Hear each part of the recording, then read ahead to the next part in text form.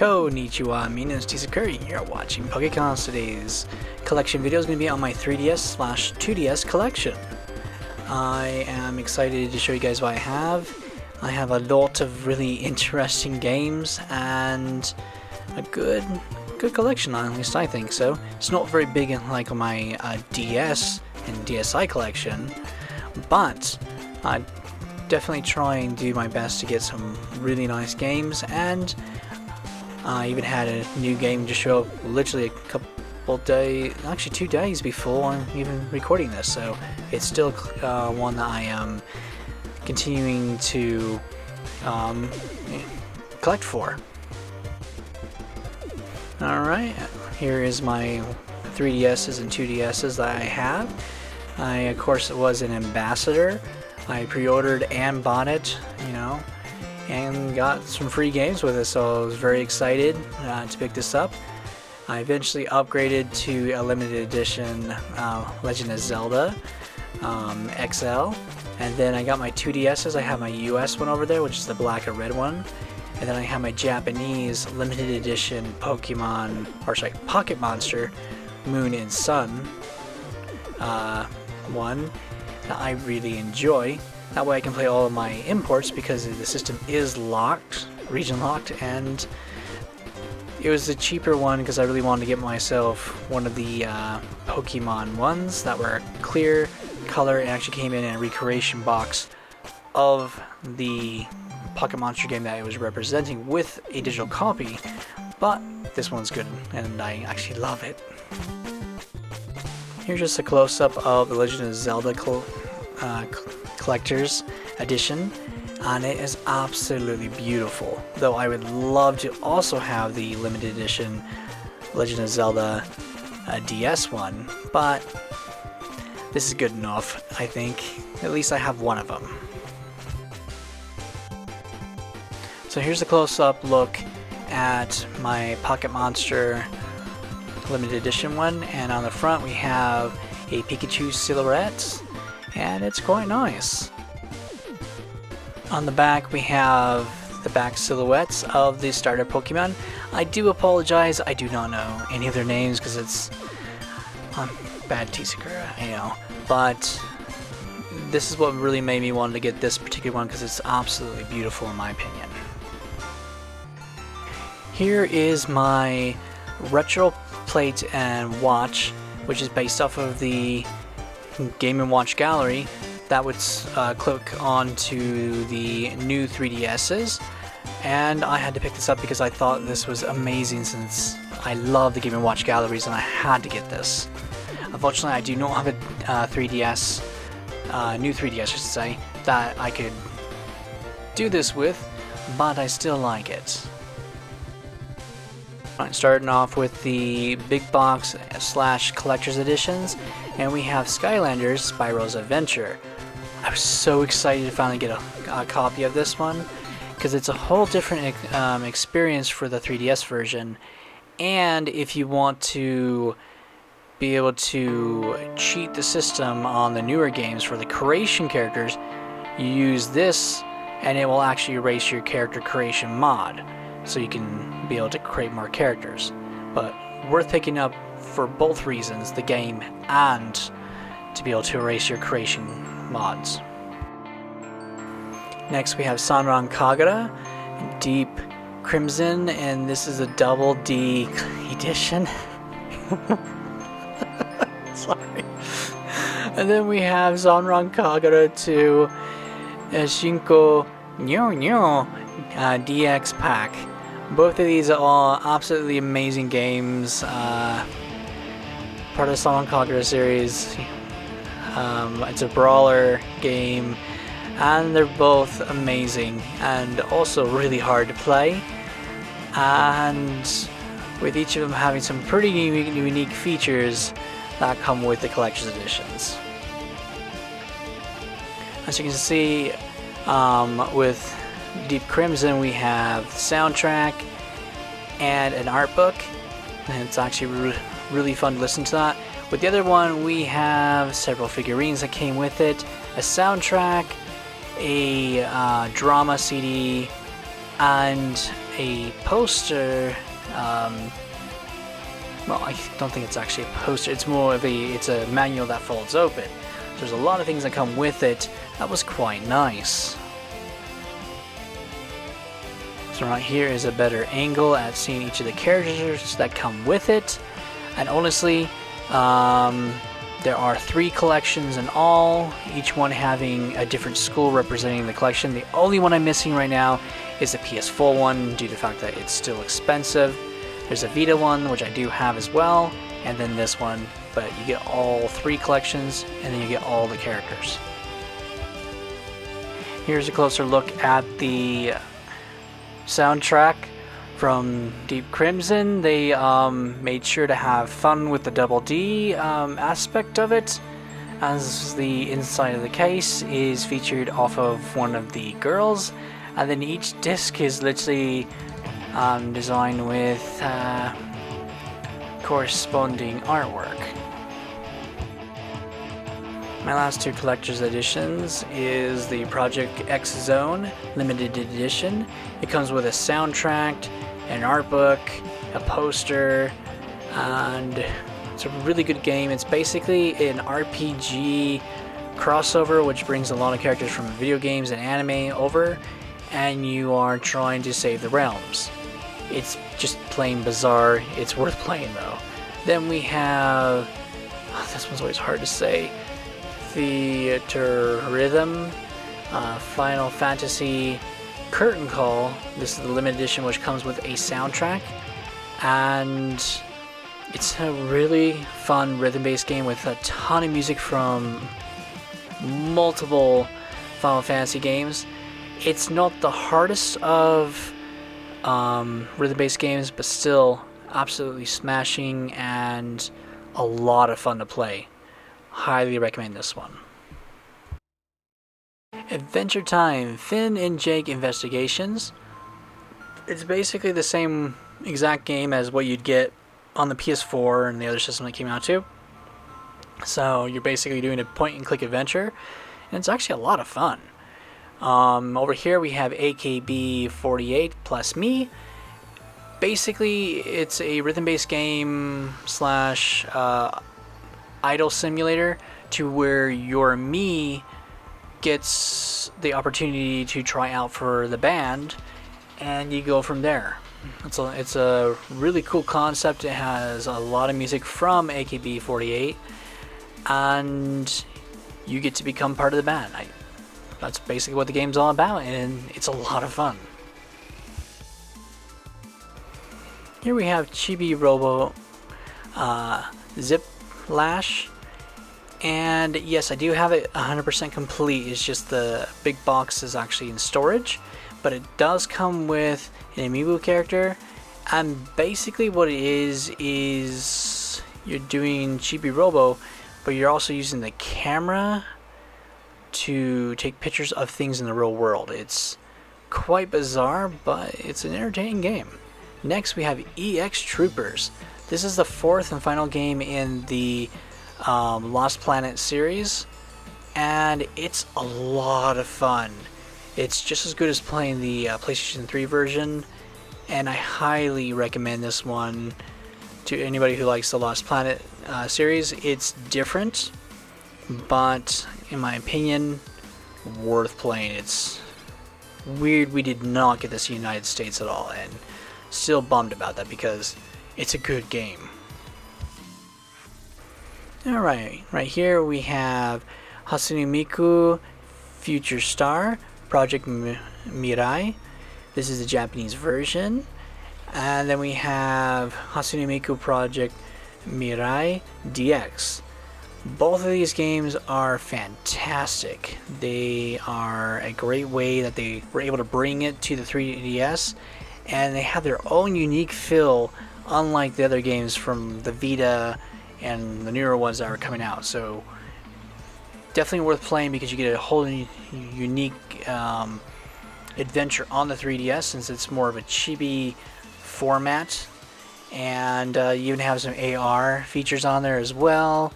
A lot of things to collect, and the music is of course fantastic, and with some mixes of classic songs from the Hatsune Miku series are featured on these two games. Without a doubt, one's worth getting. Kirby's Extra Epic Yarn. This is really fun. I beat the Wii game before I started playing the 3DS version. It's basically the same exact game, but with them utilizing the 3DS with a couple of things, and of course with the amiibos adding some more things to the game as well. It's a fantastic little journey to go through, and it's a very unique way how they were able to make Kirby work out. So this one, worth doing both versions, of course. Then The Legend of Zelda Majora's Mask 3D. I have yet to play this version of the game, but I was not passing up the opportunity to have this in my collection because I wasn't going to let it go into that, the stratosphere of expensive, rare games and don't have a copy of it. The Legend of Zelda Ocarina of Time 3D. I have played some of this, I just haven't focused on beating it just yet, but the game looks beautiful, works really good, and even the motion sensor to aim actually works really nicely in the game. Over here we have Legends of Oz Dorothy's Return. This is a Bejeweled game or clone for the 3DS, and I had so much fun going through this. I loved every minute of it. There's a lot of fun to it, and I destroyed the game basically. But yeah, bought it for $2 and just sat down and played this game like crazy until I beat it. It's a very short game, but you have fun all the way if you like all those Bejeweled clones. This is Mirarut 8 Kabuto version. Haven't played it, I just know it's part of the Metabot series and I like Metabots, so I picked it up. Next we have Monster Hunter 4G. Another one I haven't tried yet, but I love the Monster Hunter series, so picked it up, and I'm very happy to have both games in my collection. New Super Mario Bros. 2. This was so much fun to try out and see how they were able to come out with a sequel to the game, and they succeeded flawlessly in my opinion. It's so much fun running around collecting coins and having so much fun just doing it. So this one is definitely one of those, it's unique and worth picking up, and I don't know why they haven't made a console version of this one yet. It's bizarre to me. And then we have Pokemon Alpha Sapphire, which is the remake of the Game Boy Advance game, and need I say why I had to pick this up? It's part of the set that I loved. Probably the second most, it's probably the second best series in the Pokemon series, so I had to pick up one while they're available and cheaper. Pokemon Rumble World. This game is so much fun. You basically are playing as toy Pokemon. You can walk around, it's kind of like a twin stick almost, and you defeat Pokemon, you collect Pokemon, and you're trying to collect as many as you can to collect all of them. And it's a really, really good game. One of those I would say give a try if you're looking for an alternate Pokemon game. It's really fun. Next we have Pokemon Sun. It's always difficult to choose between the two when I'm only going to get one game out of the series, and Sun just kind of resonated with me a little bit more, so I went with that one. I like how the game started out, and I'm just being a bum and haven't beat it yet, so I'm still working on it, but I will eventually destroy this game as well. Pokemon X, same type of thing. I had to choose between X and Y, and well, I went with the deer just because, well, Princess Mononoke is one that kind of inspired me and influenced me on which one I wanted to get. I just really need to sit down and play this one. That now is like, I don't know how many Pokemon games I just need to sit down and play now. But that's what it is. Then we have this really bizarre one. Let's see. Poptropika Forgotten Islands. I found it for like $5 on Amazon, picked it up, and it's basically a platformer where you're collecting things, and it's not very good, but for $5 I'm going to enjoy it. Shokugeki no Soma Yojo no To Kizuna no Hitosara. Okay, I think I said that all wrong, but I did my best. It's basically just like the anime. You have to do multiple things to try and train yourself. Then you go against other people in the game. You are able to complete an amazing battle and strip the other character. That's why it is rated C. It really is a fun game, but it's one of those that I'd recommend do not play in public, because you're going to have to explain. Well, it's just when people win in this game, their clothes are blown off because the food is so good, and I'll stop talking now. Next we have Sony Pro. You know, Super Sonico in production. And it's basically a photo shoot where you get to take pictures of the lovely Sonico. And it's actually not bad. They did a really good job with the game, and it's very similar to the PS3 version. And it's just another one of those ones that I'd recommend not playing this one in public, since you're going to be taking pictures of a beautiful girl, and people are going to be like, "What are you doing?" "I'm having a photo shoot with this lovely girl lady here, see?"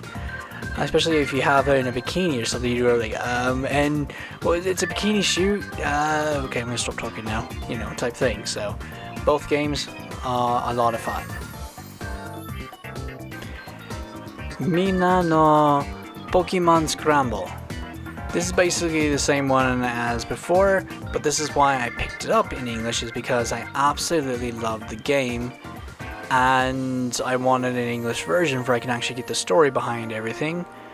And I have beaten both games. It's just I have to now collect the different Pokemon.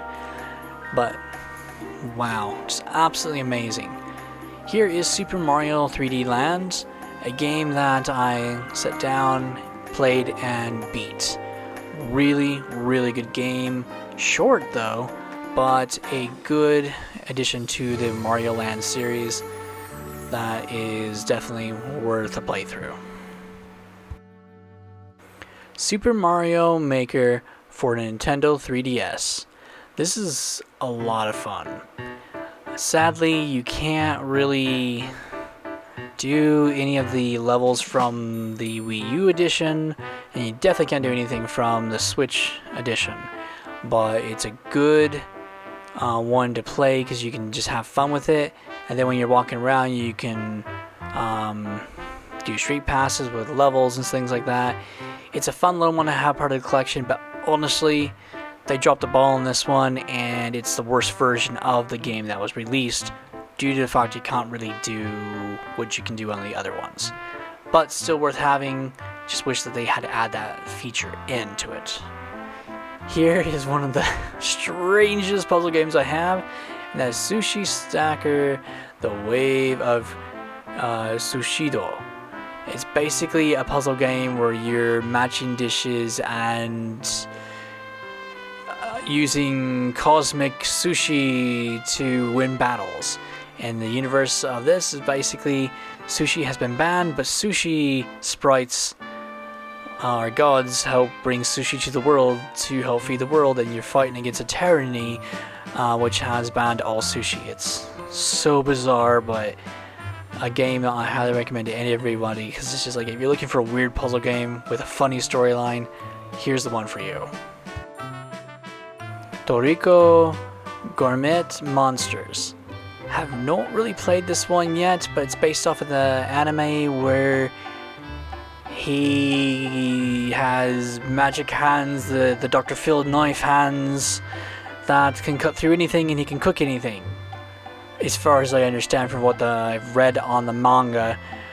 I'm still confused about this one. It's so bizarre that it's like, I don't get it, but I love it. So I'm pretty sure this one's going to be a 3D adventure to where you're killing things to get ingredients to make amazing food. I guess. I honestly don't know. But that's basically what it is. Here's the newest game to the collection, and that is Pre para Mezasi Idol Grand Prix number 1. It's a rhythm-based game where you do rhythm-based things and raise an idol, I guess? I have absolutely no idea. I saw it for a good price, looked at it, and I noticed that it was under the category of rhythm. It's like, okay, don't need to say anymore. It's mine now. And I can already see some characters that I recognize, and another reason why I had to pick it up. Well, I hope you guys have enjoyed seeing my 3DS and 2DS collection. It was fun showing you guys what I have, and like I said, there's a lot of things that I will be getting in this collection. This one I collect a little bit more for than my GameCube collection, though when it comes to DS games in general, I tend to go for the DS before the 3DS just because right now they are dirt cheap on a lot of titles, and I'm trying to get my hands on as many as I can. 3DS still expensive, but I keep my eyes open and I try to get the ones that look good, and I have fun with it. If there's any questions or recommendations of ones I should look into, please let me know down in the comments below. I do have several on my to-get list that if I can get them for a good price, I'm definitely going to. Yeah, thank you guys for watching. Had a lot of fun showing you what there is, and it's a great system to have. And in case anyone is wondering, I will answer the question now. Do I prefer the 2DS or the 3DS? And I have to say, I actually really like the 2DS a lot more due to the fact that it just feels right in my hands. Even though eventually I am going to get myself a 2DS XL, but right now I actually do love my 2DS over my XL just because it just feels right. Thank you guys for watching. This has been a lot of fun. This is T Sakura saying ciao and sayonara.